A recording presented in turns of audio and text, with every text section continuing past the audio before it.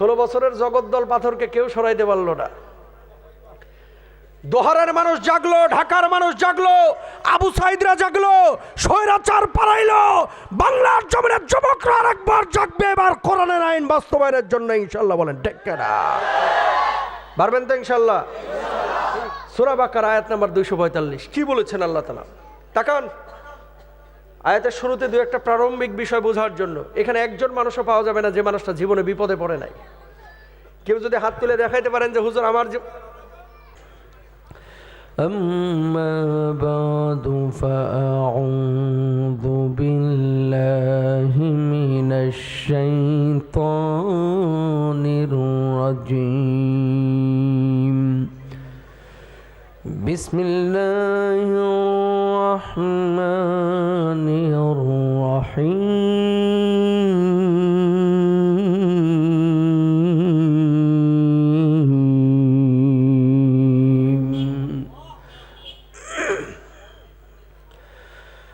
من ذا الذي يقرض الله قرضا حسنا فيضاعفه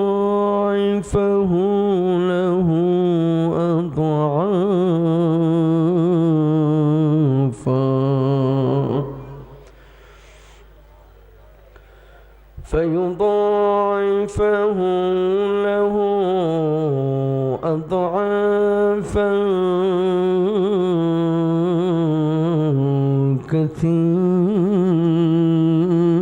كثيرة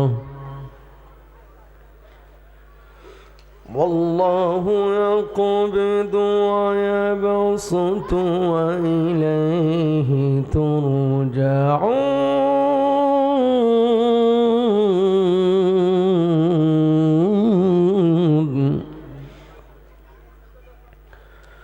والله يقبض ويبسط وإليه ترجعون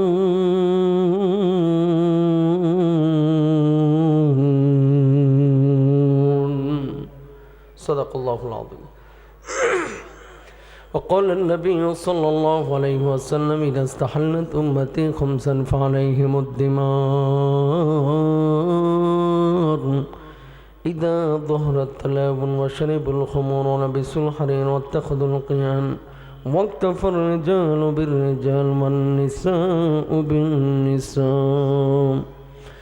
وقال تعالى في شان حبيبه إن الله وملائكته يصلون على النبي يا أيها الذين آمنوا صلوا عليه وسلموا تسليما. درود إبراهيم সবাই পড়ি اللهم صل على محمد وعلى آل محمد كما صليت على إبراهيم وعلى آل إبراهيم إنك حميد مجيد. اللهم بارك على محمد وعلى آل محمد كما باركت على إبراهيم وعلى آل إبراهيم إنك حميد مجيد.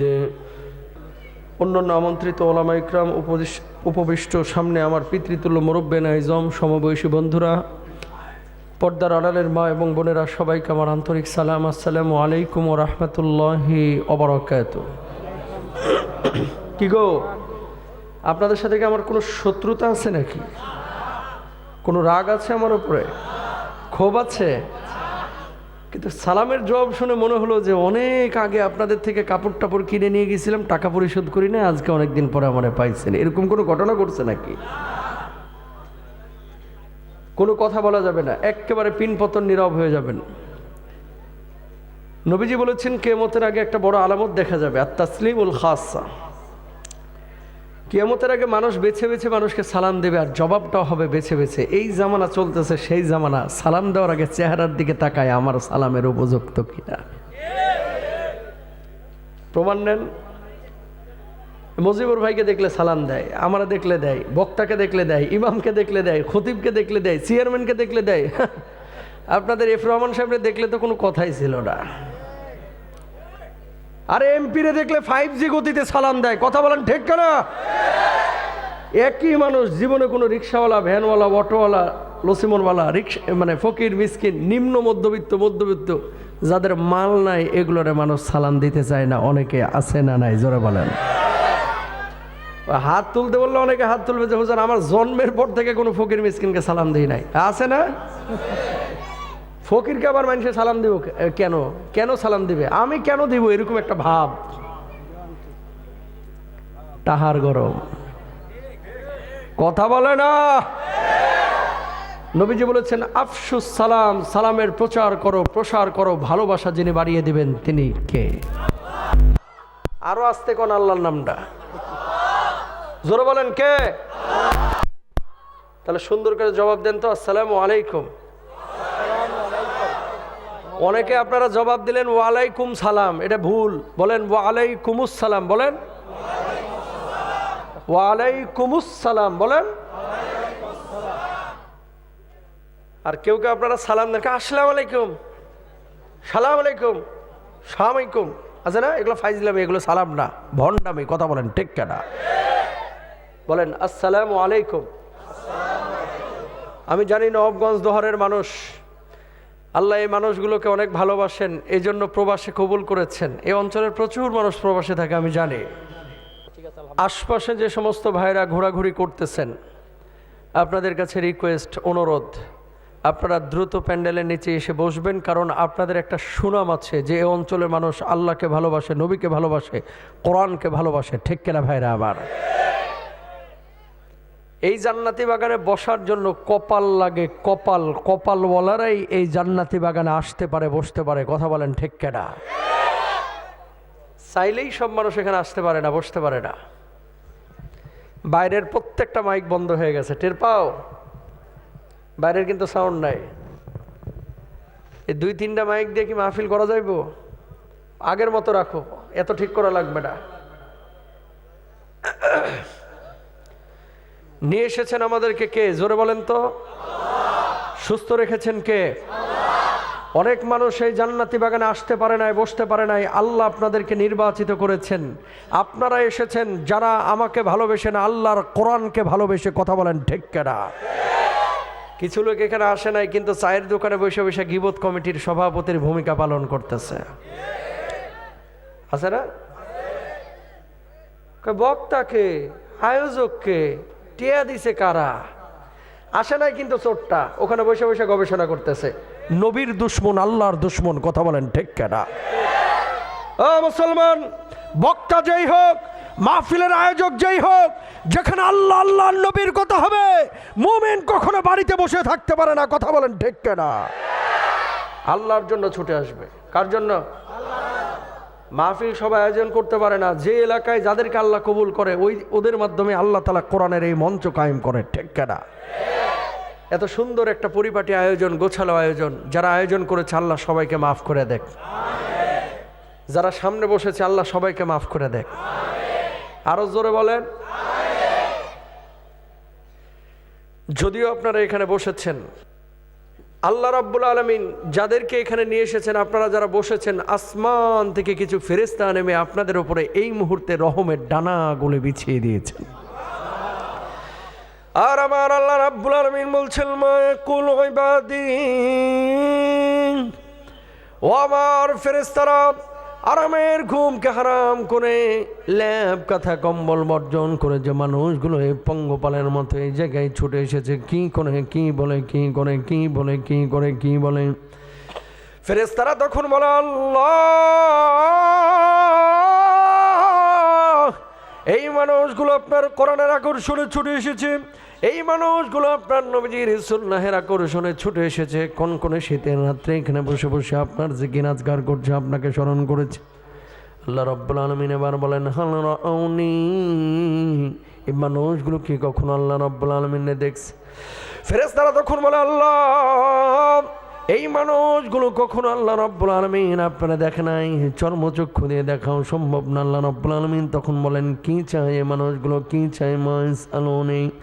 এবার ফেরেশতারা বলেন আল্লাহ, এই মানুষগুলো আপনার কাছে জাহান্নামের আযাব থেকে মুক্তি চায়, এই মানুষগুলো আপনার কাছে জান্নাত কামনা করে। ফেরেশতারা এবার বলেন আল্লাহ রাব্বুল আলামিন কি ফেরেশতা, আল্লাহ রাব্বুল আলামিন ফেরেশতাদেরকে এবার বলেন আমার ফেরেশতারা উশহিদতুকুম গফারাতু লাহুম, তোরা সাক্ষী থাক দুনিয়ার সব কাজ কর্ম বর্জন করে আরামের ঘুমকে হারাম করে পঙ্গপালের মতো যে মানুষগুলো কোরআনের ময়দানে ছুটে এসেছে, আমি আল্লাহ রাব্বুল আলামিন তোদেরকে সাক্ষী রেখে বললাম আমি আল্লাহ তাআলা ওই মানুষগুলোর জীবনের গুনাহ খাতাগুলি মাফ করে দিলাম। ওরে ভাই জোরে বলেন না সুবহানাল্লাহ। গুনাহ মাফ হোক চান কি চান না? আল্লাহ সব মানুষের গুনাহগুলো মাফ করুক যারা বসেছে, জোরে বলেন আমিন।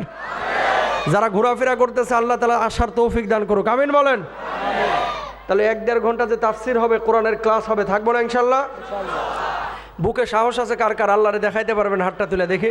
লিল্লাহে তাকবীর, লিল্লাহে তাকবীর। হাতটা নামান। সূরা বাকারা আয়াত নাম্বার 245 মনে রাখবেন। আর প্রত্যেকটা মাহফিলকে মনে করবেন একটা ক্লাস কোরআনের। কিসের ক্লাস? কোরআনের একটা ক্লাস মনে করবেন। কিছু লোক আছে যারা আগে হরিণীর গল্প শুনতে মাহফিলে যাইত, এখন রুচি কিন্তু চেঞ্জ হয়েছে, দাবার ঘটিও পরিবর্তন হয়েছে, কথা বলেন ঠিক না? ম্যাক্সিমাম মাহফিলে গোটা বাংলাদেশে যুবকদের অংশগ্রহণ বেশি। যুবকরা যদি চায় তাহলে মুহূর্তের মধ্যে অনেক কিছুই কিন্তু উলট পালট করে ফেলতে পারে, কথা বলেন ঠিক না? অনেক কিছু আপনারা পারেন নাই। পজিটিভ। আজকে দেখেন 5% মুরব্বী, 95% যুবক, ইয়াং। এগুলোই বার্তা দেয় আগামীর বাংলার জমিনে কোরআনের কালিমার পতাকা উড়বেই উড়বেই উড়বেই উড়বে ইনশাআল্লাহ, কথা বলেন ঠিক না? ইনশাআল্লাহ জোরে বলেন। এরা চাইলেই অনেক কিছু সম্ভব। যদি বলে যে এক রাত্রে দোহার থেকে মাদক সরাবো, যুবকরা চাইলেই পারবে, ঠিক না? 16 বছরের জগদ্দল পাথরকে কেউ সরাইতে পারলো না। দোহারের মানুষ জাগলো, ঢাকার মানুষ জাগলো, আবু সাইদরা জাগলো, স্বৈরাচার পালাইলো, বাংলার জমিনের যুবকরা আরেকবার জাগবে এবার কোরআনের আইন বাস্তবায়নের জন্য ইনশাআল্লাহ, বলেন ঠিক না? পারবেন তো ইনশাআল্লাহ? সূরা বাকারা আয়াত নাম্বার 245 কি বলেছেন আল্লাহ তাআলা? তাকান আয়াতের শুরুতে দুই একটা প্রারম্ভিক বিষয় বোঝার জন্য। এখানে একজন মানুষও পাওয়া যাবে না যে মানুষটা জীবনে বিপদে পড়ে নাই। কেউ যদি হাত তুলে দেখাইতে পারেন যে হুজুর আমার, সবাই কিন্তু এখানে আই লাভ ইউ বলার জন্য আসে নাই, আই হেট ইউ বলার জন্য কেউ কেউ আইছে, কথা বলেন ঠিক না? সুতরাং যেখানে শয়তান ফেরাউন হয়ে আসবে, মুসার লাঠিও রেডি রাখতে হবে, কথা বলেন ঠিক না? জালেম যেভাবে আসবে, বাতিল যেভাবে আসবে, আমাদের আলেমদেরকে এবং স্বেচ্ছাসেবকদেরকে ওইভাবে রেডি থাকতে হবে, কথা বলেন ঠিক না? যাই হোক, এখানে একজন মানুষ হাত তুলে দেখাইতে পারবেন না যে হুজুর আমার জীবনে কোনো বিপদ নাই। যদি কেউ হাত তুলে দেখাইছে জানতে হবে ওটা আবু জাহিলের খালাতো ভাই, ঠিক না? কারণ ইমানদার যদি আপনি নিজেকে দাবি করেন, অসুস্থ হইতে হবে, প্রয়োজনে জেলে যাইতে হবে, প্রয়োজনে বুকে রক্ত দেওয়া লাগবে, প্রয়োজনে রাজপথে নামা লাগবে, প্রয়োজনে আল্লাহর জমিনে আল্লাহর দিন কায়েমের জন্য নিজের বউ বাচ্চাকেও ছাড়া লাগতে পারে, কথা বলেন ঠিক না? এটা হচ্ছে ইমানদার। আহাসিবান নাসু আইয়ুতরাকু আইয়াকুলু আমান্না ওয়া হুম লা ইফতারুন। মানুষকে মনে করে যে ঈমান আনছে, বলছে যে আমি ইমানদার, আল্লাহ ছাড়িয়ে দিবে পরীক্ষা ছাড়া। প্রিয় ভাইরা আমার, যদি আপনাকে প্রশ্ন করা হয় পৃথিবীর বুকে আল্লাহ রাব্বুল আলামিন সবচাইতে বেশি ভালোবেসেছেন কাকে, আপনি বলবেন নবী আম্বিয়া আলাইহিমুস সালাতু ওয়াস সালামকে। তাদের মধ্যে সবচাইতে বেশি ভালোবেসেছেন কাকে, আপনি বলবেন মুহাম্মাদুর রাসূলুল্লাহ সাল্লাল্লাহু আলাইহি ওয়াসাল্লাম। ও দরদের ভাইরা আমার, একটাবার চিন্তা করেন, আল্লাহ রাব্বুল আলামিন যে মানুষটাকে পৃথিবীর বুকে সবচাইতে বেশি ভালোবাসলেন, এই মানুষটাকে কেন এত কষ্ট দিলেন? তাইফে রক্তাক্ত না করে কিন্তু আল্লাহ রাব্বুল আলামিন দিনটাকে কায়েম করে দিতে পারতেন। উহুদের ময়দানে আমার আপনার নবীর দান মুবারককে শহীদ না করে কিন্তু আল্লাহর জমিনে আল্লাহ তাআলা দিনটাকে কায়েম করতে পারতেন। আমার নবীকে আল্লাহ রাব্বুল আলামিন পেটের মধ্যে এত ক্ষুধার যন্ত্রণা না দিয়ে কিন্তু ইসলাম কায়েম করে দিতে পারতেন। আমার নবীকে আল্লাহ রাব্বুল আলামিন গোটা মদিনার বুকে সবচাইতে বড় স্বর্ণ দিয়ে 2 তলা একটা বাড়ি বানিয়ে দিতে পারতেন। কেন আল্লাহ রাব্বুল আলামিন ওই নবীকে দুনিয়ার জিন্দেগিতে এত রক্তাক্ত করলেন, এত লাঞ্ছিত করলেন, এত কষ্ট দিলেন, কেন ক্ষুধার যন্ত্রণা দিলেন, কেন 3 বছর জেলের মধ্যে আবদ্ধ করে রাখলেন? জবাব আমার বিশ্বনবী সাল্লাল্লাহু আলাইহি ওয়াসাল্লাম নিজেই দিচ্ছেন। আশাদুল্লাসি বালাআন আল আম্বিয়া,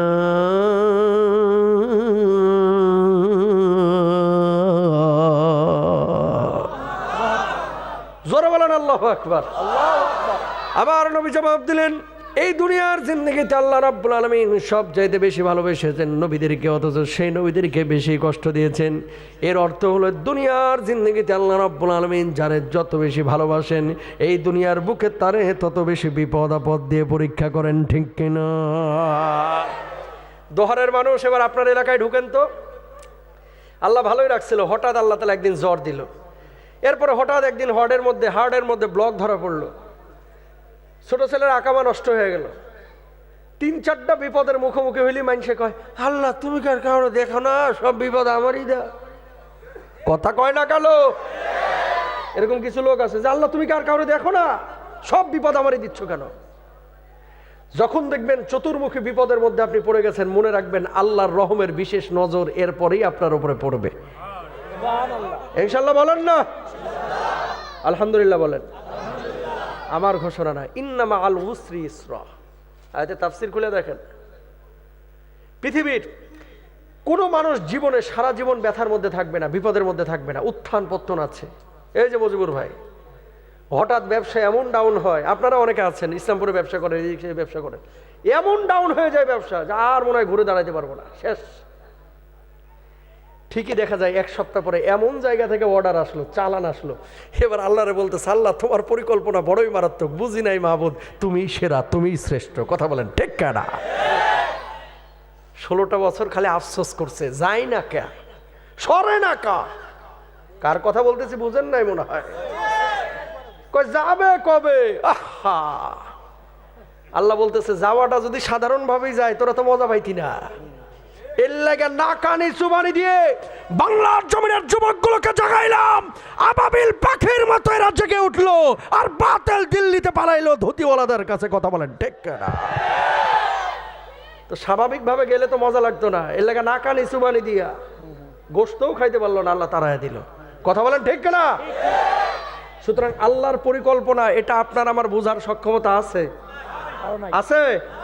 তাহলে আপনার করণীয় কি? করণীয় 2টা। জোরে বলেন কয়টা? পেছনে মানুষ, ওই জোরে বলেন কয়টা? সুখে শুকর, দুঃখে সবর। মনে থাকবে তো? যখন সুখে থাকবেন তখন শুকরিয়া আদায় করবেন বেশি, আলহামদুলিল্লাহ। আলহামদুলিল্লাহ। কিছু লোক মাসে কামায় 3 লাখ। কয় লাখ? যদি বলে ভাই কেমন আছেন, আছি একরকম। কথা বলেন না কেন? জীবনেও আর মুখে হাসি দেখবেন না, জীবনেও না। কেন ভাই কি হয়েছে? টাইনে শুনে চলতেছে ভাই, ব্যবসা ভালো না। অথচ ইমামরা বেতন দেয় 7,000। জিজ্ঞেস করবেন, হুজুর হুজুর কেমন আছেন? আলহামদুলিল্লাহ। ঠিক না? তাহলে সুখে শুকরিয়া আদায় করব কার? দাদাদের ভাইরা আমার, তোরা বড় বড় মাঝে মাঝে এমন এমন কাজ করো। দাদাদের ভাইরা আমার, আগের অবস্থা নিয়ে আসো। আল্লাহ রাব্বুল আলামিন কোরআনুল কারীমের মধ্যে বলছেন, ইদ তাআযানা রাব্বুকুম লা ইন শাকারতুম লা আযীদান্নাকুম ওয়া লা ইন কাফারতুম ইন্না আযাবী লাশাদীদ।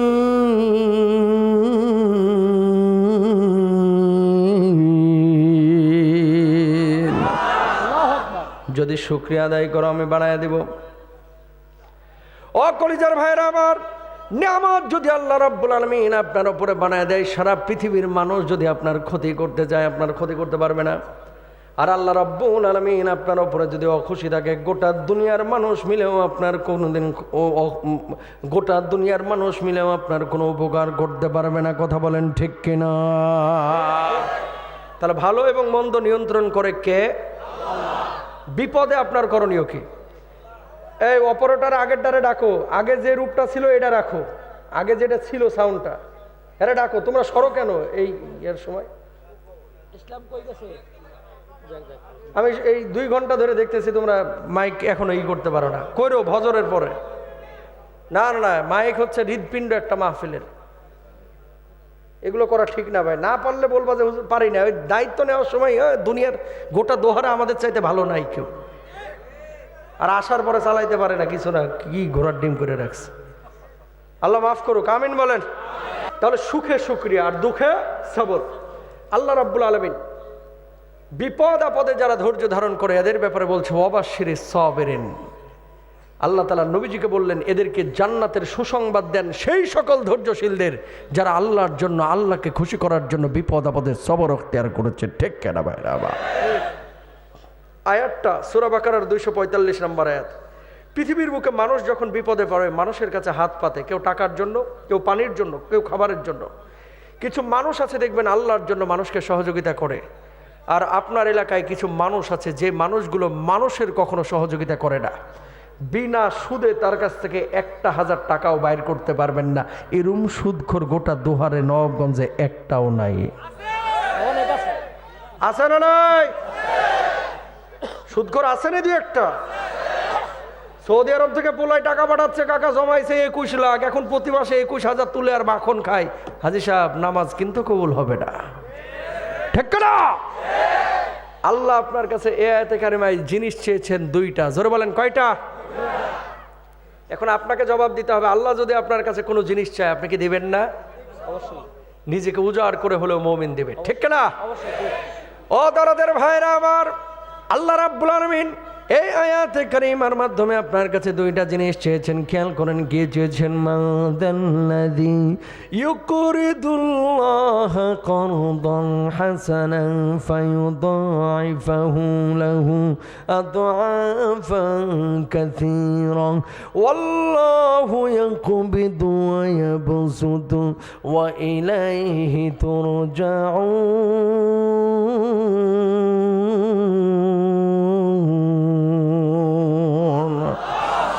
আল্লাহ রাব্বুল আলামিন বললেন দুনিয়ার জিন্দগিতে আল্লাহ রাব্বুল আলামিনকে যে ব্যক্তি কর্জে হাসানা দিবে আল্লাহ রাব্বুল আলামিন কিয়ামতের ময়দানে তার জন্য 2 গুণ বদলার ব্যবস্থা করবেন, 3 গুণ বদলার ব্যবস্থা করবেন, 4 গুণ বদলার ব্যবস্থা করবেন। সর্বোপরি আল্লাহ রাব্বুল আলামিন ওই মানুষটার জন্য চূড়ান্ত জান্নাতের ফয়সালা করবেন। জোরে সরে বলেন সুবহানাল্লাহ। আয়াত যখন নাজিল হইল সাহাবী রিদওয়ানুল্লাহি আনহুম আজমাইন সন্দেহের মধ্যে পড়ে গেলেন। কারণটা হচ্ছে কি, আসমান বানিয়েছেন আল্লাহ, জমিন বানিয়েছেন আল্লাহ, সব কিছুর মালিক আল্লাহ, সে আল্লাহ কেন মানুষের কাছে ঋণ চাইল? আল্লাহ নবীর কাছে গেলেন, যাওয়ার পরে বললেন ইয়া রাসূলুল্লাহ, ইয়া হাবিবাল্লাহ, আল্লাহ রাব্বুল আলামিন আসমান বানিয়েছেন, জমিন বানিয়েছেন, সে আল্লাহ রাব্বুল আলামিন কেন মানুষের কাছে ঋণ চাইলেন? কিছুই তো বুঝলাম না। আল্লাহ নবী এবার জবাব দিলেন, সাহাবীরা রে, আল্লাহ রাব্বুল আলামিন তোমাদের কাছে আয়াতে কারিমার মাধ্যমে 2টা জিনিস চেয়েছেন। কর্জে হাসানা দ্বারা বুঝিয়েছেন 1 নম্বর, যেখানে জানের প্রয়োজন সেখানে জান দিবা, যেখানে মালের প্রয়োজন সেখানে মাল দিবা। আল্লাহ রাব্বুল আলামিন ওই জান আর মালকে কর্জে হাসানা বুঝিয়েছেন। জোরে সরে বলেন সুবহানাল্লাহ। ইবনে কাসির রাহিমাহুল্লাহ তাফসীর করছেন, কিয়ামতের ময়দানে এক শ্রেণীর মানুষগুলোর কপালগুলো থাকবে ঘর্মাক্ত, চিন্তাগ্রস্ত থাকবে, আজ আমার কি হয়, আজ আমার কি হয়। এমন মুহূর্তে আল্লাহ রাব্বুল আলামিনের আদালতের সামনে মানুষগুলোকে দাঁড় করানো হবে। আল্লাহ রাব্বুল আলামিন ওই মানুষগুলোকে লক্ষ্য করে বলবে, গোলাম কেন চিন্তা করছিস, কেন চিন্তা করছিস? আল্লাহ জাহান্নামের যেই গর্জন তর্জন দেখে কলিজাটা কেঁপে উঠছে। জানি না মাবুদ আপনি আমাদের কাজকে জান্নাতে দিবেন নাকি জাহান্নামে দিবেন। আল্লাহ রাব্বুল আলামিন ওই কপাল ঘর্মাক্ত পেরেশানের মধ্যে থাকা মানুষগুলোকে জান্নাতের দরজাগুলো দেখাইবেন। ও গোলাম এই দরজাগুলো কিসের দরজা, বল বল বল। মানুষগুলো তখন বলবে, আল্লাহ এই দরজাগুলো তো জান্নাতের দরজা। আল্লাহ রাব্বুল আলামিন তখন বলবে, যা যা যা, জান্নাতের যেই দরজা দিয়ে খুশি সেই দরজা দিয়ে আল্লাহর জান্নাতে চলে যা। জোরে সরে বলেন সুবহানাল্লাহ। মানুষগুলো জান্নাতে যাইতে চাইবে না, অবাক হয়ে যাবে, কি এমন কাজ করেছি যার জন্য আজকে আল্লাহ জান্নাতে বিনা হিসাবে দিল। এবার মানুষগুলো বলবে, আল্লাহ দুনিয়ার জিন্দেগিতে কেমন কাজ করেছিলাম যার জন্য আজকে বিনা হিসেবে জান্নাত দিলেন। আল্লাহ রাব্বুল আলামিন তখন বলবে, দুনিয়ার জিন্দগিতে আমি অসুস্থ ছিলাম, আমার সেবা করেছিলে, আমার খাবার ছিল না, খাবারের ব্যবস্থা করেছিলি, পানি ছিল না, পানির ব্যবস্থা করেছিলি, হাঁটার রাস্তা ছিল না, রাস্তা নির্মাণ করেছিলি, আমার ঘর ছিল না, ঘর বানাইছিলি। মানুষগুলো এবার বলবে, আল্লাহ দুনিয়ার জিন্দগিতে কোনো দিন আপনারা দেখলাম না, কিভাবে আপনারা খাবার দিলাম, পানি দিলাম, কিভাবে আপনার সেবা করলাম। এবার আল্লাহ রাব্বুল আলামিন বলবে, তোর বাড়ির পাশে যে অসুস্থ মানুষ ছিল তার যে সেবা করেছিস, অভুক্ত মানুষের মুখে খাবার তুলে দিয়েছিস, পানিহীন মানুষের জন্য পানির ব্যবস্থা করেছিস, হাঁটার রাস্তা ছিল না, রাস্তা বানিয়ে দিয়েছিস, ওই মাখলুকের প্রতি ইহসানগুলোকে নিজের প্রতি খালেকের প্রতি ইহসান হিসেবে গ্রহণ করেছি, আর তার বদলা হিসেবে আমি আল্লাহ রাব্বুল আলামিন জান্নাতের ফয়সালা করে দিয়েছি। সুবহানাল্লাহ। এখানে বলেন না কাল সকালে ডিম ভাজি দিয়ে ভাত খেয়ে তারপরে বললেন, বসে রয়েছে, তারপরে জোরে বলেন না সুবহানাল্লাহ। এদেশের মানুষের ধর্মীয় আবেগ বেশি, ধর্মীয় জ্ঞান কম, কথা কয় না। 2 কাঠা জায়গা কিনবে 22 লাখ টাকা দিয়ে, 36টা ভেন্ডার দেখ, ভাই জায়গাটা দেখেন তো, জায়গা কিনলাম নাকি মামলা কিনলাম, একটু চেক করে কেনার আগে। কিন্তু একটা আমল করে জান্নাতে যাবে, এই আমলটা চেক করার জন্য একজন আলেমের কাছে যায় না, ইমামের কাছে যায় না, কথা বলেন ঠিক কেনা। পিসা হুজুর বলছে, মাজারের ওই খাদেম বলছে, ওটা করা শুরু করে, আছে না নাই? কেন বললাম এই কথাটা? নামাজ, রোজা, হজ, যাকাতকে দেশের মানুষ মৌলিক ইবাদত মনে করে, আসলেই সত্য, এগুলো মৌলিক ইবাদত। আল্লাহ তাআলা এই আয়াতে কারিমায় বলতেছে, বান্দারে নামাজ পড়া, রোজা করা যেমন ইবাদত, মানুষের কল্যাণে কাজ করা, খেদমত করা, অসুস্থের সেবা করা, যার খাওয়ার নাই খাওয়ারের ব্যবস্থা করা, যার এখানে মসজিদ নাই মসজিদ বানানো, মাদ্রাসা বানানো, এগুলো আল্লাহ রাব্বুল আলামিন ওই মাখলুকের খেদমতকে খালেকের খেদমত হিসেবে কবুল করেন। জোরে বলেন সুবহানাল্লাহ। বুঝছেন কথা? এবার আসেন, তাহলে জিনিস চাইলে আল্লাহ আপনার কাছে কয়টা? একটা হচ্ছে জান আর একটা মাল। এবার আসেন বাংলাদেশ, বহুত ব্যবসায়ী আছে আল্লাহর জন্য টাকা দিতে এই দেশের মানুষ রেডি। মসজিদে 300 ব্যাগ সিমেন্ট লাগবে, কোনো সমস্যা নাই, 2 সপ্তাহে আদায় হয়ে যায়। মাল দেওয়ার মতো লোকের অভাব নাই, জান দেওয়ার মতো লোকের বড্ড অভাব এই জামানায়, কথা বলেন ঠিক না? জানটা কার জন্য? লিডারের জন্য না, কার জন্য? এই জীবনের মালিক কে? আরো জোরে কে? সুবহানাল্লাহ বলেন। চোখের পাতা আপনি ফেললেন, এই যে মজিবুর ভাই ফেলতেছে, এই যে আমি ফেলতেছি, সভাপতি সাহেব ফেলতেছে, হুজুর ফেলতেছে। ডাক্তারদের ভাষ্য অনুসারে একজন মানুষ প্রতিদিন 23,040 বার চোখের পলক ফেলে। 23,000। সুবহানাল্লাহ বলেন। এভরিডে প্রতিদিন 23,040 বার একজন মানুষ চোখের পাতা ফেলে। বিনা চার্জে এই চোখের পলক ফেলানোর তৌফিক দিচ্ছেন কে? একটা হৃদপিণ্ড আল্লাহ আপনাকে দিয়েছে, প্রত্যেকের হৃদপিণ্ড আছে, তাছাড়া মানুষ বাঁচবে না।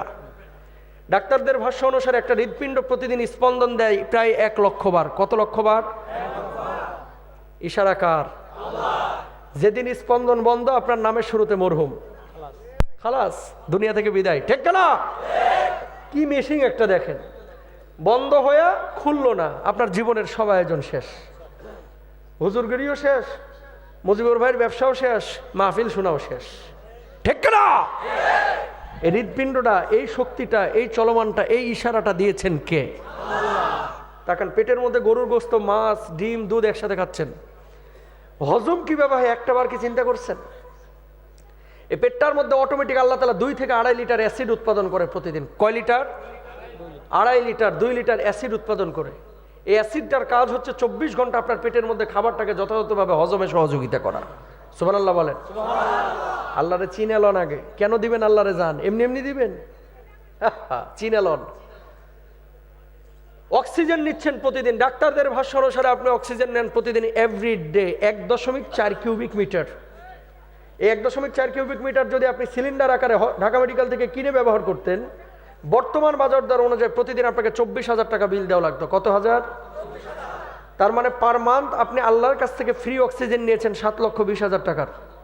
সুবহানাল্লাহ কইবেন না? আমার কিউরিসিটি জন্মালো, তাহলে 60 বছর একটা মানুষ বাঁচলে আল্লাহর কাছ থেকে কত টাকার অক্সিজেন নিচ্ছে? ক্যালকুলেটারে মাইরা দেখলাম 54 কোটি টাকার। মাশাআল্লাহ, সুবহানাল্লাহ বলবেন না? কত কোটি? এখানকার ম্যাক্সিমাম মানুষই 54 কোটির মালিক না, কথা বলেন ঠিক না? আছে 4-5 কোটি, 10 কোটি, 12 কোটি। 54 কোটি টাকা অনেক টাকা, সবাই না, সবাই না, 2-1 জন থাকতে পারে। আমি যে কথাটা বলতে যাচ্ছি, এই জমিনটার মালিক কে? চোখটাকে চলমান রেখেছে কে? হৃদপিণ্ডটাকে চলমান রেখেছে কে? পেটটাকে চলমান রেখেছে কে?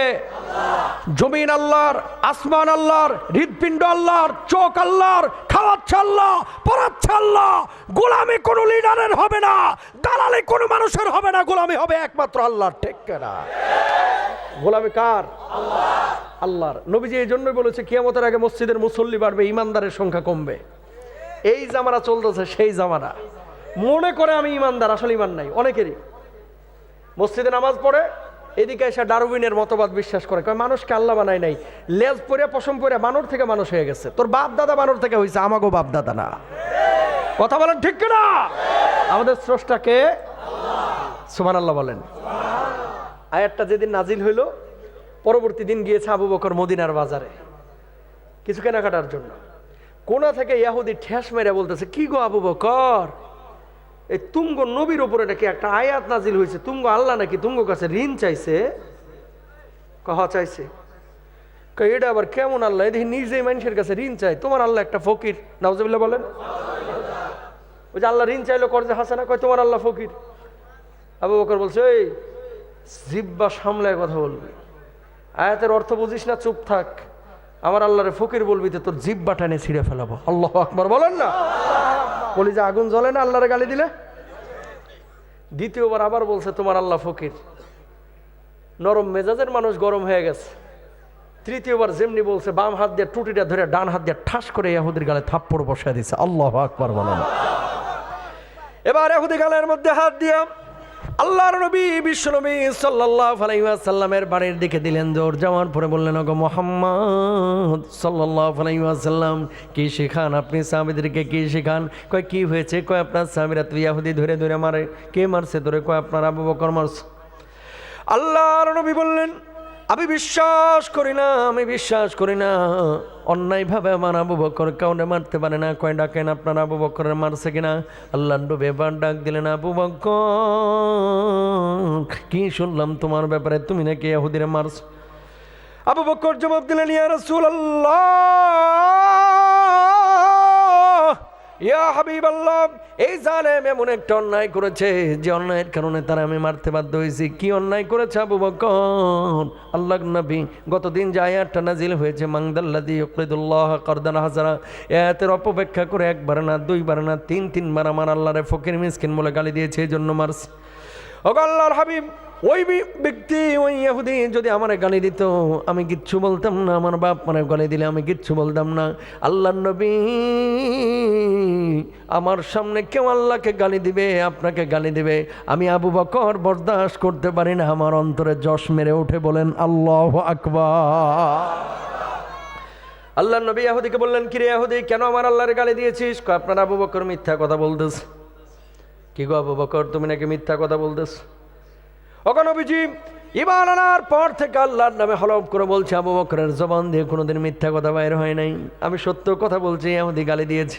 আল্লাহর নবী চিন্তার মধ্যে পড়ে গেলেন, যদি বিচার না করে গোটা মদিনায় ছড়াই দিবে ইহুদি। আল্লাহর হাবিব মুহাম্মদ সাল্লাল্লাহু আলাইহি ওয়াসাল্লাম নিজের লোক দেখে বিচার করে নাই। আল্লাহর নবী বললেন, আবু বকর, ওই জায়গায় কি কোনো সাক্ষী ছিল নাকি যে সে আল্লাহরে গালি দিয়েছে দেখছে? আবু বকর জবাব দিলেন, ওগো নবীজি, ছিলাম আমি, আর ছিল ইহুদি, কোনো সাক্ষী ছিল না, আমি কোথা থেকে সাক্ষী আনবো? আল্লাহর নবী এবার বললেন, আবু বকর, যেহেতু সাক্ষী ছিল না, তুমি বলতেছো গালি দিয়েছে, আর যেহেতু স্বীকার করছে না, আবার বিচার দাবি করছে, ঝামেলার দরকার নাই, তুমি যেইভাবে থাপ্পড় মেরেছো তোমার একটা থাপ্পড় মেরে দেখ, শোধবোধ হয়ে যাক। আবু বকর জবাব দিলেন, ইয়া রাসূলুল্লাহ, আল্লাহ রাব্বুল আলামিনকে গাল বন্ধ করেছে, এজন্য আমি তারে মারছি। এটা যদি আমার অন্যায় হয়ে থাকে, ইহুদি আমারে থাপ্পড় কেন, আমার জীবনটাও যদি নিয়ে চলে যাই, আল্লাহর কসম আবু বকরের কলিজার মধ্যে বিন্দু মাত্র কষ্ট থাকবে না। জোরে সোরে বলেন আল্লাহু আকবার। ওগো নবীজি, আমার জন্য মারি নাই, আমি মেরেছি কার জন্য? আরো জোরে, কার জন্য? এই ইহুদি এদিকে, যেমন মারছে মেরে দে, একটা শোধবোধ হয়ে যায়, কেবল রেডি হচ্ছে ইহুদি, হাতের জামা গুটাইতেছে, থাপ্পড়টা তো জোরে সরে দিবে আর কি, বুঝলেন নাই?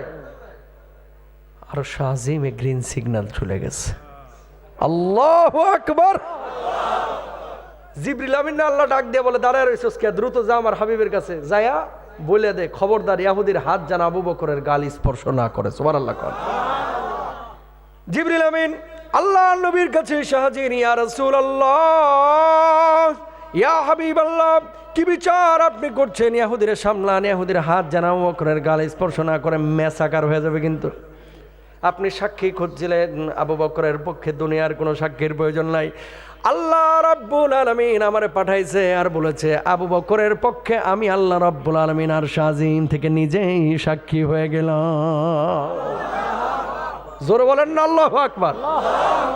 আয়াত নাজিল হয়ে গেল 4 নম্বর পারার 13 নম্বর পৃষ্ঠার শুরুর অংশ, লাকাদ সামিআ আল্লাহু কাওলাল্লাযীনা ক্বালু ইন্নাল্লাহা ফাকীরুন ওয়া নাহনু আগনিয়া।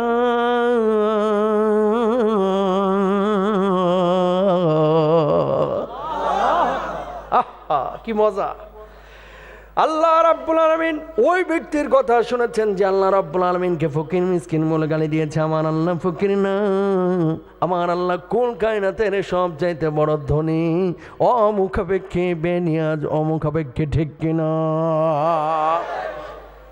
আবু বকর আপনার আমার চাইতে নামাজ কম পড়তো না বেশি? জোরে বলতে হবে, নামাজ কম পড়তো না বেশি? রোজা কম না বেশি? তাহাজ্জুদ কম না বেশি?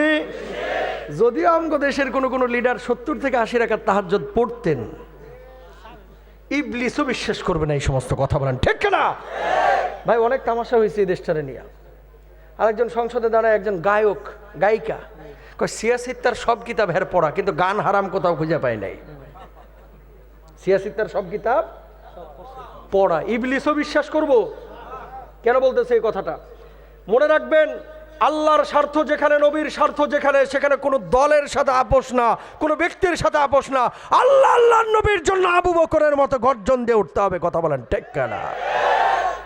আপোষ ততক্ষণ যতক্ষণ দুনিয়াবী বিষয় থাকবে, কিন্তু ধর্মীয় বিষয়ে কোরআন যা বলেছে সেটাই ফুল অ্যান্ড ফাইনাল। আমার সুন্নাহ যেটা বলেছে সেটাই ফুল অ্যান্ড ফাইনাল। কথা বলেন ঠিক কিনা? বলার একটা উদ্দেশ্য আছে। ইদানিং আমাদের যুবকদের একটা পরিবর্তন হচ্ছে। তবলিগওয়ালারা মেহনত করতেছে, কওমি মাদ্রাসার আসাদায়ে কিরাম, ওলামায়ে কিরাম মেহনত করতেছে, ওইদিকে আমাদের মিজানুর রহমান আজির ভাই মেহনত করতেছে। কথা কয় না? মুস্তাফিজ ভাইরা টুটাফাটা কণ্ঠ নিয়ে মেহনত করতেছে। যুবকরা আগে গান শুনতো বেশি, এখন ওয়াজ শুনে বেশি। ঠিক না? পরিবর্তনটা এমনি এমনি হয় নাই, সবার সমন্বিত প্রচেষ্টার ফলাফল আজকের বাংলাদেশে প্রত্যেকটা যুবক, যদিও ভিডিও গেম খেলে, এর এক একটা মুজাহিদ। জান দেওয়া যেই জাতি শিখে গেছে, ওই জাতির দমায় রাখা যায় না। এই যুবকরা জীবন দেওয়া শিখে গেছে। কি দেওয়া শিখে গেছে? জীবন দেওয়া শিখে গেছে। এই বেটারা, এই কি শুরু করলা তোমরা? কত এই টাইমে আবার দাঁড়াইলো কে? কি দরকার? এই চিল্লা ফাল্লা করো না, চিল্লা ফাল্লা করো না। আল্লাহু আকবার। তোমরা যদি এখানে গ্যাঞ্জাম করো, মারামারি লাগে, মাথা ফাটায় ফেলাইবা, তারপরে দোষ হবে মাহফিল কমিটির। কয় ট্যাকেল দিতে পারে নাই। খবরদার চিল্লা ফাল্লা হবে না। আল্লাহ মাফ করুক। কি মানুষগুলো নীরব হয়ে শুনে রয়েছে। এগুলো আসলে আল্লাহর ওলি। আলহামদুলিল্লাহ বলেন। আলহামদুলিল্লাহ। আর যেগুলো ওখানে ওই কাজগুলো করতেছে, এটা এই গ্রুপের, একটা শয়তানি আছে। ওই গ্রুপের। কোন গ্রুপের? এই গ্রুপের। একটা তো শয়তান থাকবে। আল্লাহ মাফ করুক। আমিন বলেন। এই যে পরিবর্তনটা যুবকদের মধ্যে, এটা পজিটিভ না নেগেটিভ? খেয়াল করেন, দাড়ি রাখতেছে যুবক আর চুল কাইতেছে চাচার। বোঝেন নাই কথা? যুবকরা দাড়ি রাখা শুরু করছে, কিছু চাচার ঘুম হারাম। কিরে জামাত শিবিরে যোগ দিলি কবে? আছে না নাই? পাগড়ি পরতো না, এখন তবলিগে যে পাগড়ি পরা শুরু করছে। তোর মূর্তি গতি তো ভালো ঠেকতেছে না, হেফাজতে যোগ দিছস নাকি? আছে না নাই? টাকনুর নিচে কাপড় পরতে এখন উপরে পড়া শুরু করছে। না না, হরকতুল জিহাদ টিহাদের সাথে লিঙ্ক আপ আছে মনে হয় তোর। মরিয়ম ভাবি আগে বোরকা পরতো না, এখন পড়া শুরু করছে। কি গো ভাবি, উমরা টুমরা করে এলা নাকি? ঠ্যাস মারে এরকম জালেম গোটা দোহারে একটাও নাই, গোটা নবাবগঞ্জে একটাও নাই। বুঝেন, কোরআনটা 16টা বছর এরকম ঘটনা ঘটেছে। হুজুররা দার্স দিচ্ছে হাদিসের, অথবা কেউ তাফহিমুল কোরআন পড়তেছে, কেউ বুখারী শরীফ পড়তেছে, কেউ সিয়াসিত্তার কিতাব পড়তেছে। হঠাৎ এসে ঘেরাও দিয়া কিছু সাংবাদিক ছিল তখনকার ওই গ্রুপের, জেহাদি বই সহ 21 জন জঙ্গি গোপন বৈঠকের সময় আটক। কোরআনটা কি জিহাদি বই? বুঝেন কথা। দাড়িটা কিন্তু বুঝে শুনে রেখেছি, টুপিটা কিন্তু বুঝে শুনেই পড়েছি, জুব্বাটা কিন্তু বুঝে শুনেই ব্যবহার করেছি, কোরআনটাকে বুঝে শুনেই বুকের পাশে জায়গা দিয়েছি। সুতরাং কেউ যদি দাড়িকে বলে জঙ্গির দাড়ি, টুপিকে কেউ যদি বলে জঙ্গির টুপি, জুব্বাকে কেউ যদি বলে জঙ্গির জুব্বা, 1000 বার জঙ্গি হব, দাঁত ভাঙা জবাব দিব। আল্লাহ আল্লাহ নবীকে কষ্ট দিতে রাজি না। কে কে রাজি আছো আল্লাহকে হাত তুলে দেখা। লিল্লাহি তাকবীর। হাত নামান। পারবেন না ইনশাল্লাহ? আমাদের আগে মানে সবার আগে প্রায়োরিটি কে? আল্লাহ। কে? বউ কি বললো, লিডার কি বললো, আত্মীয় স্বজন কি বললো, দেখার টাইম নাই। আমার আল্লাহ যা বলছে, আমার নবী যা বলছে, এটাই ফাইনাল। ঠিক না? এটাই আশেকের রাসূল। এখনকার আশেকের রাসূল হচ্ছে আড়াই পেসের জিলাপির আশেকের রাসূল, খিচুড়ির আশেকের রাসূল। অনেকে আছে নমাজ পড়ে না, যদি বলে কি গো নামাজ পড়তেছেন না, আবার লালনের মাজারে গিয়ে ঠিকই পড়ে রয়েছেন, কয় ইমান আছে, এই নামাজ পড়ি না কি হয়েছে, ইমান ঠিকই তাজা আছে। টাটকা শয়তান এক একটা কথা বলেন, ঠিক কেনা ভাইরা আমার। এই জন্যই নবীজি বলেছেন ইউসবিহুর রাজুলু মুমিনা ওয়া ইউমসি কাফিরা, সকালবেলায় থাকবে মুমিন, সন্ধ্যাবেলায় হয়ে যাবে কাফের। ওয়া ইউমসি মুমিনা ওয়া ইউসবিহু কাফিরা, সন্ধ্যাবেলায় থাকবে মুমিন, সকালবেলায় হয়ে যাবে কাফের। সারা পৃথিবীর বুকে আজকে মুসলমানের দেশ দেখেন, টোটাল 56-57টা মুসলিম দেশ।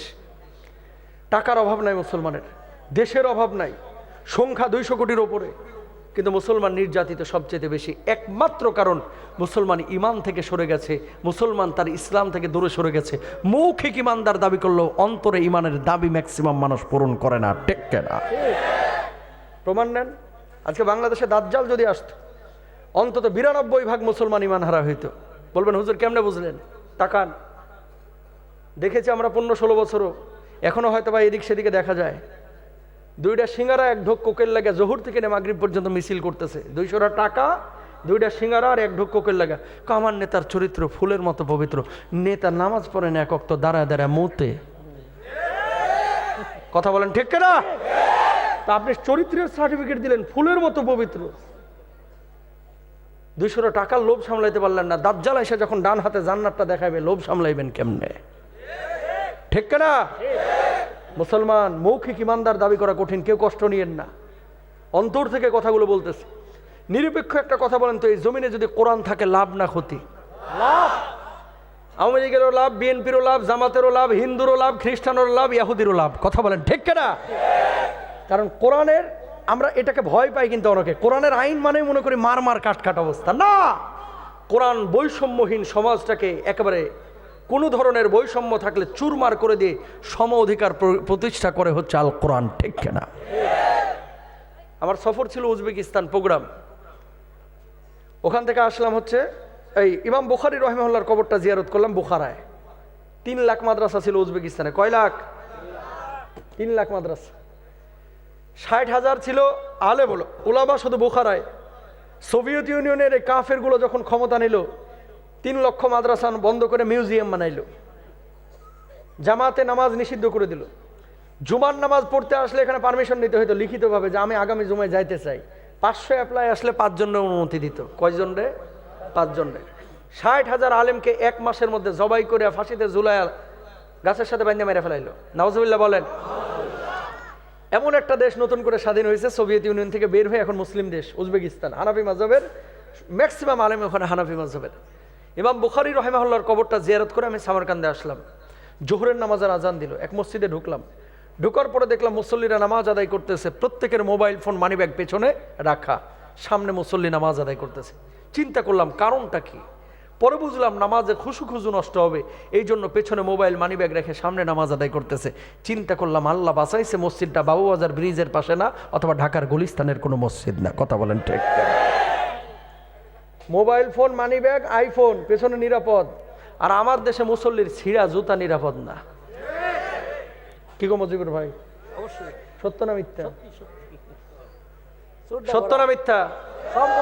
তো ওখানে আইফোন মানিব্যাগ নিরাপদ, এখানে এই জুতা নিরাপদ না কেন? কারণ একটাই, কোরআন আছে, চোর নাই। কোরআন থাকবে না, চোরের আখড়া তৈরি হবে। কথা বলেন ঠিক কেনা? আমি আরটিভি লাইভে বলছি দামি জুতা নিয়ে মসজিদে যায় না, নামাজ হবে না। তো একজন নিচে লিখছে, হুজুর ওই ফতোয়া কই পাইছেন? আমি বলছি আগে পরে শুনেন কি বলছে। 3400 টাকার বাটা জুতা নিয়ে রাখবেন হচ্ছে সাইডে, সেজদা জায়গাতে জুতা রাখা যাবে না। গরিল মাকদুবি আলাইহিম ওয়ালাদ-দাল্লিন বলে টান মেরে মনটা একবার বাটার দিকে টান মারবে, 3400 টাকার বাটা আছে না গেছে? কথা বলেন ঠিক কিনা? এই জন্য বলছি দামি জুতা নিয়ে মসজিদে যায় না, নামাজ হবে না। আপনারা এবার বলেন তো, বাংলার জমিনে চুরি থাকুক, চোর ছাড়া একটা মানুষও কিন্তু চায় না যে এই জমিনে চুরি থাকুক, ঠিক কিনা? কিন্তু এই চুরি বন্ধ করার জন্য ফর্মুলা কি? এই ফর্মুলা কিন্তু কেউ ফলো করে না। একমাত্র ফর্মুলা হচ্ছে কোরআনের ফর্মুলা, ঠিক কিনা? আরেকটা উদাহরণ দিয়ে দিই, এটা বোঝার আছে কিন্তু এই কথাগুলো ভাই। অনেকে হরিণীর গল্প শুনতে এসেছেন, জীবনে বহুত গল্প শুনবেন, সামনে কথাগুলো শিখে যান। ধর্ষণের শাস্তি কি? আপনি বলবেন হুজুর মৃত্যুদণ্ড, তাই না? কমন কথা না, ও ফ্যাসাদ তৈরি করেছে। কোরআন বলে ওর মৃত্যুদণ্ড সরাসরি শাস্তি না। কি শাস্তি? প্রথমে ওর ডান হাত বাম পা, বাম হাত ডান পা ক্রস করে কাইটা দাও। কে বলছে? কোরআনে বলেছেন কে? এবার একটা কথা বলেন তো, বাংলাদেশের এই 17 কোটি 18 কোটি মানুষ, একজন মানুষই কি চায় যে তার মাকে, তার মেয়েকে, তার বউকে, তার বোনকে কেউ ধর্ষণ করুক? পাগলও চায় না, চায়? সবাই কিন্তু এটার বিপক্ষে, কিন্তু এখানকার কোনো না কোনো মানুষ করতেছে।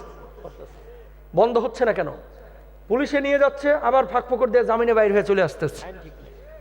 অথচ কোরআন বলতেছে কি? ক্রস করে হাত পা কাটা দাও, জামিনের কোনো সুযোগ আসেনি। এবার একটা জিনিস কল্পনা করেন, যেই সরকারি ক্ষমতায় আসুক নিয়ে 0 পয়েন্টের গোল জায়গাটাই ঝুলায় যদি বলতো 34টা চ্যানেলকে যে আজকে থেকে লাইভ দেখাও, ধর্ষণের শাস্তি হচ্ছে কোরআন অনুযায়ী ডান হাত বাম পা, বাম হাত ডান পা ক্রস করে কাটা দেওয়া, 34টা চ্যানেলে লাইভ দেখাইতো, এর পরের দিন থেকে আগামী 300 বছর লিখে রাখেন, জরিনার মায়ের দিকে, জরিনার দিকে বাঁকা চোখে তাকানোরও সাহস পাইতো না, ধর্ষণ তো দূরের কথা। কথা বলেন ঠিক? তাহলে কোরআন থাকলে লাভ না ক্ষতি?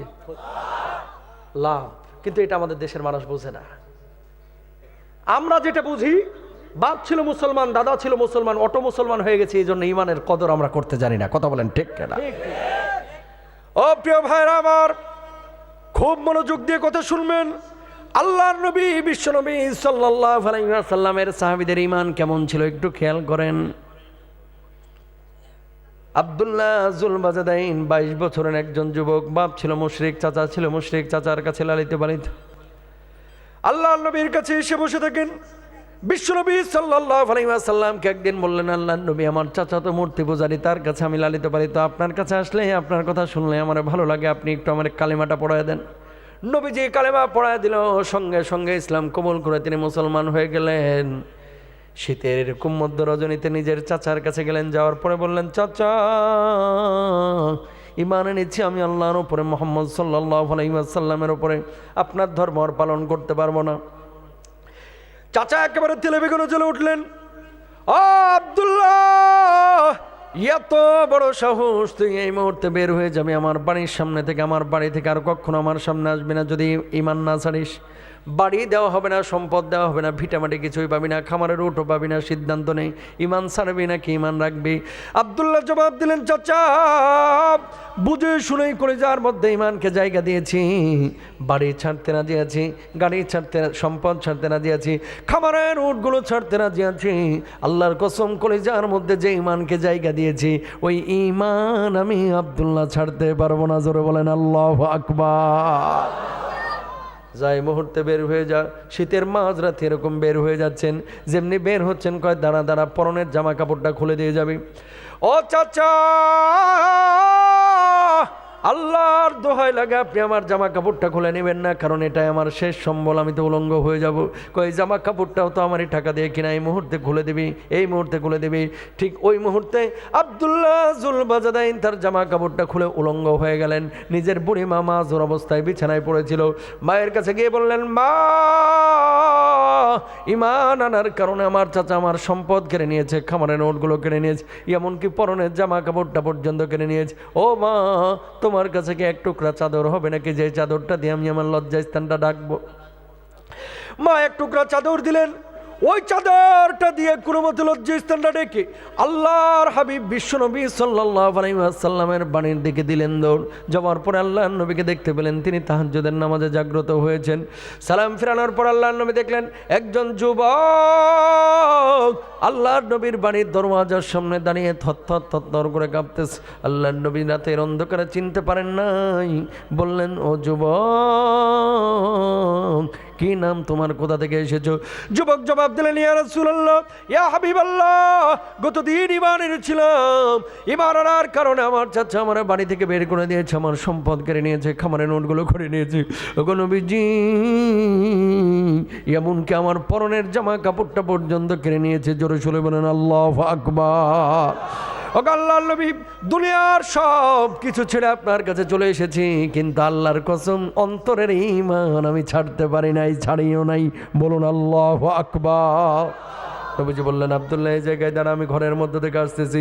নবীজি একটা চাদর নিয়ে এসে আব্দুল্লাহর গায়ের ওপরে দিয়ে দিলেন, বললেন, আজকে থেকে আমার এই চাদরের মালিক আমি তোরে বানায় দিলাম। সুবহানাল্লাহ কোন।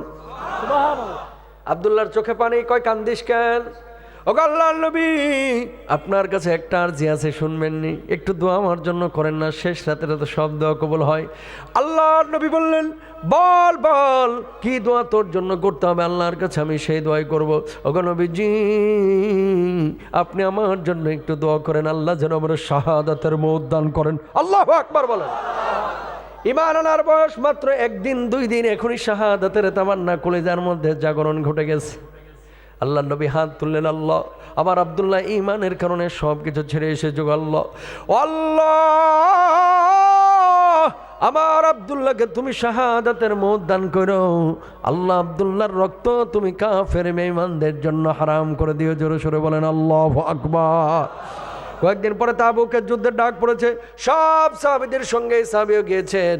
আমার ভাই হয়তো বা জানতে পারে, মদিনা থেকে তাবুকের দূরত্ব প্রায় 800 কিলোমিটার। 800 কিলোমিটার দূরে গিয়েছে তাবুকের যুদ্ধের জন্য, পায়ে হেঁটে গিয়েছে। হঠাৎ জ্বরে আক্রান্ত হয়ে দুনিয়া থেকে বিদায় নিয়ে চলে গেলেন। আল্লাহর নবী তখনও জানেন না আব্দুল্লাহ দুনিয়া থেকে চলে গেছে। মাগরিবের নামাজের পরে আবু বকর সিদ্দিক রাদিয়াল্লাহু তাআলা আনহু লাশটাকে গোসল দিচ্ছেন। আল্লাহর নবী ও রাস্তা দিয়ে হেঁটে যান। আবু বকর, কার লাশ গোসল দিচ্ছ গো আবু বকর? কিছুই তো জানলাম না। আল্লাহর নবীকে আবু বকর জবাব দিলেন, ওগো নবীজি, আপনার আব্দুল্লাহ দুনিয়া থেকে বিদায় নিয়ে চলে গেছে। নবীজির মনটা খারাপ হয়ে গেল। ঈমানের কারণে বাড়ি ছেড়েছে, সম্পদ ছেড়েছে, খামারের ওট ছেড়েছে। আমার আব্দুল্লাহ জিহাদের আগে দুনিয়া থেকে বিদায় নিয়ে চলে গেছে। ফুপিয়ে ফুপিয়ে কাঁদলেন, চোখ দিয়ে টপ টপ টপ টপ করে পানি পড়তেছে। নবীজি মাথা নিচু করলেন, কতক্ষণ পরে মাথায় উঠিয়ে বললেন, আবু বকর, লাশ গোসল দিচ্ছ, ভালো কথা, তার জানাজার নামাজ পড়াইবে না? আবু বকর বললেন, ইয়া রাসূলুল্লাহ, কোন সাহাবীর ব্যাপারে এমন কথা তো কোনোদিন আপনি বলেন না, কেন তার জানাজার নামাজ পড়াবো না? আল্লাহর নবী বললেন, আমার আব্দুল্লাহর জানাজার নামাজের ইমামতি আমি নবী নিজেই করব। জোরে বলেন না আল্লাহু আকবার। জানাজার নামাজ পড়ায় সাহাবীরা কবরে নামতে চায়। আল্লাহর নবী বলছেন, খবরদার কেউ কবরে নামবা না। সবার আগে আল্লাহর নবী নামার পরে আবু বকরের ডাক দিলেন, এ পাশে নামো, ওমরকে এ পাশে নামো।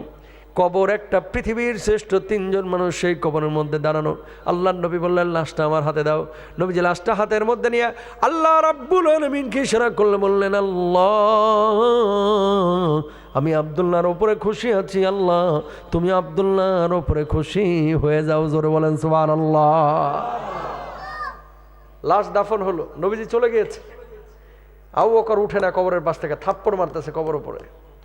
সাহাবী বলছে, আবু বকর, লাশ দাফন হয়েছে, সবাই তাবুতে চলে গেছে, তুমি যাও না কেন? কি কপাল নিয়ে জন্ম নিয়েছিল রে আব্দুল্লাহ, ওর লাশের জায়গায় আমি আবু বকরের লাশটা কেন হলো না?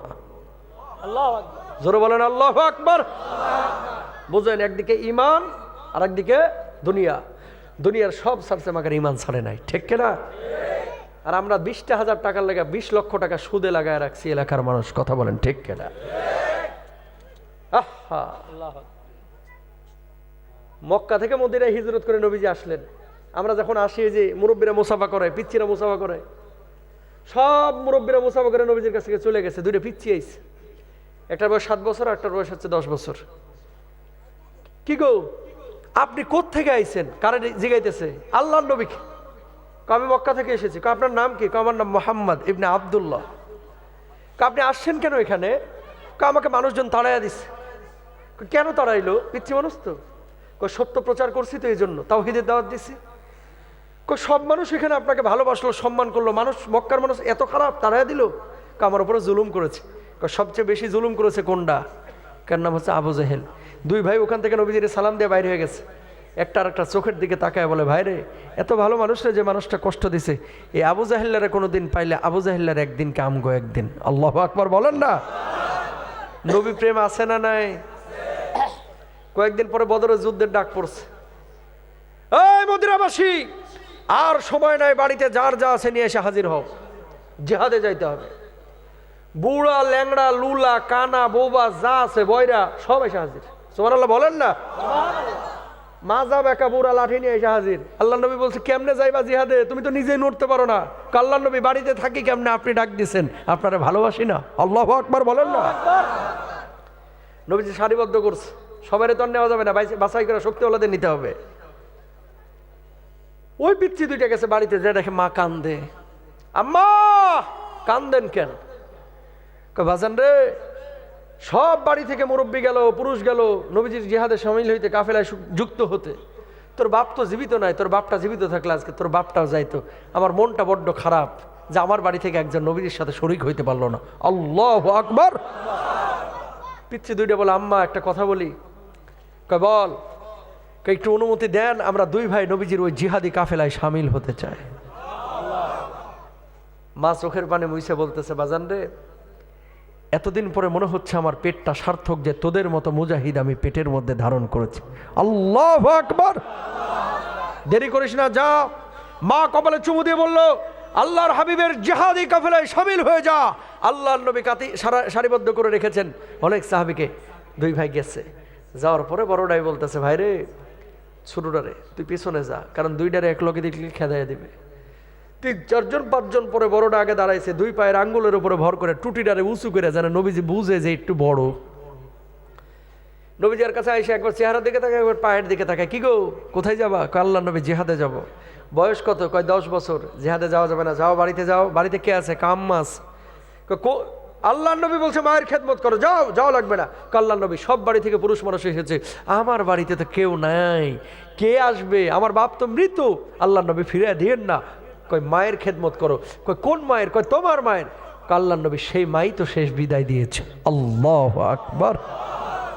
আল্লাহ নবী বলছে, তোমার মা পাঠিয়েছে? কয় ইয়া রাসূলুল্লাহ, হ্যাঁ। আল্লাহ নবী বলছে, যা, কবুল। সুবহানাল্লাহ কোন। বড়দের সাথে পিচ্ছি 10 বছরের পোলা দাঁড়াইছে। কতক্ষণ পরে ওই ছোটটা 7 বছরের, কি গো, তুমি কই যাবা? আল্লাহ নবী, জিহাদে যাব। কয় জিহাদ এটা আবেগের জায়গা না, বাড়ি যাও। আল্লাহ নবী, বড়টারে নিলে আমারও নিতে হইব। কে? কয় বড়টার চাইতে আমার শক্তি বেশি। সুবহানাল্লাহ কইতেন না? কয় বুঝবো কিভাবে তোমার শক্তি বেশি? কয় কুস্তিতে লাগান, যদি না পারি খেদায় দেন। আল্লাহু আকবার। তারপরও জিহাদে যাবে। এই বড় জন, এদিকে আসো, তোমার চেয়ে নাকি শক্তি বেশি। কয় আল্লাহ নবী, লাগায় দেখেন না, পারে কিনা। ছোটোর জন্য বলতেছে লাগো। ছোটোটা তো আসলেই পারবে না, ঘাড়ের উপরে হাত দিয়ে ফিস ফিস করে বলে দিছে, ভাই রে, তুই তো কবুল, আমরা ঠকাইস না। জীবনও পারতাম না, তোরা ধাক্কা মারবো, নিচে পড়ে যাবি, এমন জাতা মারমো, ভাবসাব লইবি, তোর গায়ে কোনো শক্তি নাই, সব শক্তি আমার। আল্লাহু আকবার। নবীজি আর বুঝে না এটা, ধাক্কা মারছে, নিচে পড়ে গেছে, জাতা এমন দিছে। আল্লাহ নবীর চেহারার দিকে তাকে বলছে, ইয়া রাসূলুল্লাহ, ইয়া হাবিবাল্লাহ, এবার বলেন নিবেন কি নিবেন না? আল্লাহ নবী বলছে, ঠিকই তো, তোর কথাই তো ঠিক, শক্তি তো আসলেই আছে, যা, দুই ভাই কবুল। আল্লাহু আকবার। মুসলমানের সংখ্যা 313 জন। কষ? তরবারি হচ্ছে 2টা। কয়টা? ঘোড়া হচ্ছে 8টা। কয়টা? কাফেরদের সৈন্য সংখ্যা কত? 1000। কত?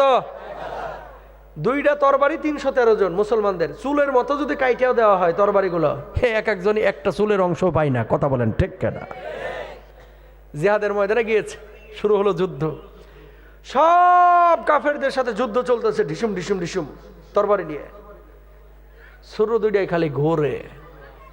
কতক্ষণ পর আব্দুর রহমান ইবনে আউফ রে পাইছে, চাচা, ও চাচা, কি ভাতিজা, যুদ্ধ না করবা, ঘোরো কা? চাচা, আবু জাহেল্লা কোনটা? আল্লাহু আকবার বলবেন না? উনি মক্কার মানুষ, আবু জাহেলকে চিনে। এই পিচ্ছিরা তো মদিনার মানুষ, আবু জাহেল জীবনে দেখে নাই। দেখেন, সবাই কাফেরদের সাথে যুদ্ধ করতেছে, আর ছোট 2টা যায়, প্রথম বলেই ছক্কা, টার্গেট নিছে, মারলে বড়টারই আগে মারমো। আল্লাহু আকবার বলেন। আব্দুর রহমান ইবনে আউফ দেখাই দিছে, ওই যে পাহাড়ের উপরে দাঁড়ায় তর্জন গর্জন দিচ্ছে। সেনাবাহিনীর প্রধানের সামনে, সেনা প্রধান যিনি, ওনার সামনে সিকিউরিটি গার্ড আছে না নাই? প্রোটেকশন আছে না নাই?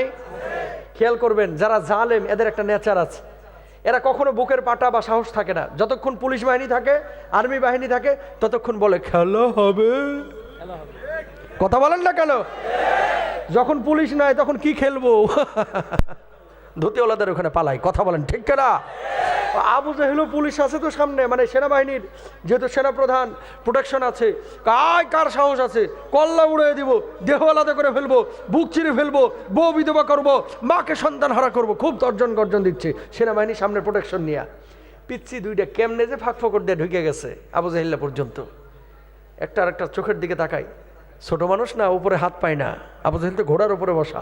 কয় ভাইরে ওখানে আঘাত না করে ঘোড়ার পায়ে আঘাতটা কর। আঘাতটা করলো। আব্দুল্লাহ ইবনে মাসউদ ওখানে রেডি ছিল। আবু জাহেল যেমনি পড়ে গেছে, চুলগুলোকে মুষ্টিবদ্ধ করে কল্লার উপরে তরবারি দিয়ে দেহ থেকে কল্লাটাকে আলাদা করে ফেলেছে। জোরে বলেন আল্লাহু আকবার। শেষ আবু জাহেল। ছোট্ট দুইটা বাচ্চার মাধ্যমে আল্লাহ শেষ করে দিলেন। হাতের উপরে কোপ দেওয়া হয়েছে, হাতটা ঝুলতেছে, কেটে পড়ে যায় নাই। কার? ভাইয়ের। বাম পায়ের নিচে ডান হাতটাকে রেখে টান দিয়ে ছিঁড়ে ফেলে হাতটাকে তুলে দূরে নিক্ষেপ করে জিহাদে ঝাঁপিয়ে পড়েছে। রসগোল্লার উপরে ভর করে ইসলাম আসে নাই, অনেক ত্যাগ তিতিক্ষা রক্তের বিনিময়ে ইসলাম এই দেশে, এই পৃথিবীতে কায়েম হয়েছে। কথা বলেন ঠিক কিনা? শোনেন, খুব সহজ করে বুঝবেন। এলাকায় কিছু লোক দেখবেন বিয়ের পরে 16 বছর বাচ্চা হয় নাই, আল্লাহর কাছে প্রতিদিন দোয়া করে, আমাদের কাছে এসে কান্নাকাটি করে, হুজুর একটু দোয়া করে দেন। নিজেও দোয়া করে, আল্লাহ কানা হোক, ল্যাংড়া হোক, বুবা হোক, একটা বাচ্চা দেও মাহবুদ। কথা বলেন না কেন? 4টা বাচ্চা দিয়েছে এই মজিবুর ভাইকে আল্লাহ। আলহামদুলিল্লাহ বলেন। আলহামদুলিল্লাহ। আপনাদের বাচ্চা কাচ্চা আছে। সহজে বাচ্চা কাচ্চা যারা পায় ওরা অতটা বুঝে না কি জিনিস, কি নিয়ামত বাচ্চা কাচ্চা। আর যেটা 16 বছর অপেক্ষা করে আছে ওটা জানে যে একটা বাচ্চার দাম কত। কথা বলেন ঠিক কিনা? আমাদের বিষয়টা হয়ে গেছে সহজে বাচ্চার মতো ইমান পেয়ে গেছে। বাপ ছিল মুসলমান, দাদা ছিল মুসলমান, জন্মের 7 দিন পরে আকিকা দিয়ে দিছে, নাম রেখে দিছে আব্দুর রহমান। কিন্তু এই ইমান যে কত দামি দৌলত এটা কিন্তু আমাদের দেশের মানুষ বুঝে না। আমাদের দেশের মানুষ যদি ইমানের দৌলত বুঝতো, জীবনেও সুদ খাইতো না, ঘুষ খাইতো না। কথা বলেন ঠিক কিনা? ভাই কয়দিনের জিন্দেগি, কয়দিনের? কার জন্য হারাম খাচ্ছেন? এই তাকান, হারামটা খাচ্ছেন কার জন্য? আপনি বলবেন আপনার বউ বাচ্চার জন্য। আপনি কয় টাকার ভাত খান? কয় টাকার ভাত খান আপনি? ম্যাক্সিমাম মানুষ হারামটা খায় মূলত পরিবারকে একটু ভালো রাখার জন্য। ও ভাই, হারাম খায়া হারাম উপার্জন করে যেটা জমায় রাখবেন, লিখে নিয়ে যান আজকে কলিজার মধ্যে। এই হারামের পয়সা খায়া আপনার সন্তান আপনি কবরে যাওয়ার পরে কোনোদিন দোয়া করবে না, দোয়া করবে না। ওই বদমাইশ ওই বেচে কিনাই খালি থাইল্যান্ড ব্যাংকক ঘুরে শেষ করবে। কথা বলেন ঠিক কিনা? আপনি লিখে নিয়ে যান। হারাম যাও বাবা যাও। হারাম খায়া হারাম উপার্জন করে কখনো সন্তান সন্ততি ভালো বানানো যায় না। চ্যালেঞ্জ করলাম। মেয়েদের মহিলা প্যান্ডেল আছে নাকি আপনাদের? মা বোনদের পেটটা বড় দামি পেট। এই পেট থেকে মিজান আজহারি বাইর হয়, এই পেট থেকে মামুনুল হক বাইর হয়। কথা বলেন না কেন? এই পেট থেকে আল্লামা সাইদি বের হয়, এই পেট থেকে জুনায়েদ বাবুনগরী বের হয়। সুতরাং যে পেট পবিত্র ওই পেট থেকে আল্লাহর ওলি তৈরি হবে, আর যে পেটে হারাম ঢুকেছে ওই পেট থেকে কখন আল্লাহর ওলি তৈরি হতে পারে না। ঠিক কিনা? সবাই আল্লাহর ওলি আপনারা মনে করেন খালি জুব্বা টুপি লাগাইলে আল্লাহর ওলি নাকি? অনেক মানুষ আছে যারা প্যান্ট শার্ট পরে কিন্তু অন্তরটা অনেক জুব্বাওয়ালার চাইতেও নিট অ্যান্ড ক্লিন এবং তাকওয়ায় ভরপুর। কথা বলেন ঠিক কিনা? সুতরাং আল্লাহর ওলিকে হুজুর হলি আল্লাহর ওলি হবে, আর সাধারণ মানুষ আল্লাহর ওলি হবে না, বিষয়টা এরকম না। আর তাকওয়া হা হুনা, তাকওয়ার জায়গাটা কোথায়? অন্তরে। অনেক মানুষ আছে দেখবেন হাত তুললেই চোখ দিয়ে টপ টপ টপ টপ করে পানি পড়তেছে। আর অনেক দাড়িওয়ালা মানুষও আছে দেখবেন কোনোদিন এর কাঁদতে দেখলেন না মোনাজাতে। কিছু মানুষ নামাজ পড়ে আল্লাহু আকবার ধীর স্থির ভাবে নামাজ পড়ে, দেখলেই মনে হয় যে আল্লাহর সাথে প্রেমে মশগুল হয়ে গেছে, এই জন্য মসজিদ থেকে বাইর হইতে যাচ্ছে না। ঠিক কিনা? ভাই হাতটা জোর করে বলি, হারাম খায়েন না। কয়দিনের জিন্দেগি? কাফনের তো পকেট নাই ভাই, কয় টাকা নিয়ে যাবেন আপনি? পৃথিবীর বুকে আরামে তারাই আছে যারা হালাল খায়। হালালে যে কি শান্তি, কি বারাকা, এটা বুঝবেন তখনই যেদিন থেকে খাবেন। এর লাগে দেখবেন একজনের 8টা বাচ্চা, কোনো সিজার নাই, আর একজনের 2টা হয়েছে, 4বার পেট কাটে। কথা বলেন না কেন? হালাল খাবেন। অনেকে দেখবেন রিক্সাওয়ালা, ভ্যানওয়ালারা 1 কেজি গরু গোশত একাই খেয়ে ফেলছে, 1 কেজি মিষ্টি একাই খেয়ে ফেলছে। ইমাম সাহেব মাশাল্লাহ, কোনো ডায়াবেটিস নাই, কিচ্ছু নাই, কোনো ঝামেলা নাই, বেতন পাচ্ছে 7,000 8,000। আরেকজন কামাচ্ছে 3 লাখ, খালি ঢ্যাপ ঢ্যাপ করে তাকায় থাকে, রসগোল্লা বছরে একটাও খাইতে পারে না, ডাক্তারের নিষেধাজ্ঞা জারি হয়েছে। কথা বলেন ঠিক কিনা? গরুর গোশ নেওয়া যাবে না, জাহাঙ্গীর কবিরের ফর্মুলা চলতেছে, আছে না? হার্টে ব্লক, অমুক তমুক। অসুস্থতাকে আমি বলতেছি না এটা আযাব, না, সেটা বলছি না। আমি বলছি হারামে আরাম নাই, আরাম আছে হালালে হালালে হালালে। ঠিক কিনা? শোনেন, পৃথিবীতে সুখী যদি হইতে চান কয়েকটা ফর্মুলা মনে রাখবেন। এটা আমার কথা না, নবীজির কথা। আল গিনা গিনান নাফস, অন্তরটাকে ধনী বানান। মনে রাখবেন, আল্লাহ তোমার প্রতি আমার কোনো অভিযোগ নেই, আমি যার যোগ্য না তুমি এর চাইতে আমার বেশি দিছো। সুবহানাল্লাহ কোন না? এমিয়া সবাই এটা ভাববেন। কি ভাববেন? আল্লাহ তুমি যা দিছো আমি এটার যোগ্য না, তুমি আমার বেশি দিয়ে ফেলাইছো। এই থিমটা যদি মাথার মধ্যে রাখেন, পৃথিবীতে কোনো অসুখী মানুষ পাবেন না। ঠিক কিনা? যে আল্লাহ তুমি যা দিছো এর যোগ্য আমি। মজিবুর ভাই বলতেছে, আল্লাহ তুমি যা দিছো আমি মজিবুর এখানে পড়ে থাকলে হয়তো আজকে দোকানদারি করা লাগতো, আর তুমি আমার আজকে শিল্পপতি বানায় দিচ্ছ। আলহামদুলিল্লাহ। প্রত্যেকটা মানুষ, আপনি ততদিন পর্যন্ত পৃথিবীতে ভালো আছেন যতদিন সুস্থ আছেন। সুস্থতার নিয়ামত যদি আপনার ভিতরে থাকে, পৃথিবীতে আপনার চেয়ে বড় ধনী আর কেউ নাই। ঠিক কিনা? কামাইলেন 20 লাখ, মুখে তালা মারা, ঘোড়ার ডিমেরও লাভ নাই। কামাইলেন 20,000, কিন্তু যা দিবে দুমড়ায় মুচড়ায় খাচ্ছেন, পেটে হড়মড় করে হজম হয়ে যাচ্ছে, সকালবেলায় ক্লিয়ার পেট, আবার সুস্থ, আগামী দিন আবার খাওয়ার চিন্তা, ঘোরার চিন্তা, নামাজে মজা, তেলাওয়াতে মজা, ঘোরাফেরায় মজা, কথা বলে মজা, বউয়ের সাথে মজা, বাচ্চার সাথে মজা। আর হারামখোর যেখানে যায় ওখানেও অশান্তি, মানুষে সালাম দেয় না, কয় ঘুষখোর, মদখোর, সুদখোর, বাটপার, লম্পট, সিটার, কত যে কথা বলে, সামনে বলে না, পেছন থেকে গালি দেয়। কথা বলেন ঠিক কিনা? অন্তরটাকে ধনী বানান। সুখী হতে চাইলে যাদের বাপ মা জীবিত আছে, বাপ মার খেদমত করেন। মনে রাখবেন, হুজুর দোয়া করলে কবুল হবে কিনা গ্যারেন্টি নাই, পীর সাহেব দোয়া করলে কবুল হবে কিনা গ্যারেন্টি নাই। গ্যারেন্টি আছে আপনার বুড়ো বাপ মা দোয়া করলে, যে দোয়া কবুল হবেই হবে। বাপ মার খেদমত করে না, বদমাশে যায় সিলেটে 20,000 টাকা নিয়ে। কথা বলেন না কেন? এই শুনেন, পৃথিবীতে কেউ আপনাকে নিঃস্বার্থ ভালোবাসে না, কেউ না, আপনার অবস্থানকে ভালোবাসে। কথা কয় না? আপনার কি কাকে ভালোবাসে? অবস্থানকে, ব্যক্তিত্বকে। হুজুর বক্তা ভালো বউ ওয়াজ করে ভালোবাসেন, ইমাম সাহেব ইমামতি করে ভালোবাসেন, পয়সাওয়ালা মানুষ দান সদকা করে ভালোবাসেন। পৃথিবীতে নিঃস্বার্থ আপনারা ভালোবাসে যিনি, আপনার মা, আপনার মা, আপনার মায়ের পর আপনার বাপ, আর কেউ না। হাতটা জোর করে বলি, নামাজ রোজা যেমন ফরজ, বাপ মার খেদমত করা আল্লাহ ফরজ করে দিয়েছে। এদেশের মানুষ এটা বুঝে না, এরা মনে করে নামাজ রোজা এটা ফরজ, বাপ মার খেদমত করা মনে হয় সুন্নত নফল। না, বাপ মার খেদমত করা ফরজ। ম্যাক্সিমাম মানুষ বুঝে তখন যেদিন বাপ মা মারা যায়। তাকান, এক সময় পকেট ভরা টাকা আসবে, বাপ মার ঘরে থাকবে না, সেদিন কাঁদবেন, কি সম্পদ হারিয়েছেন।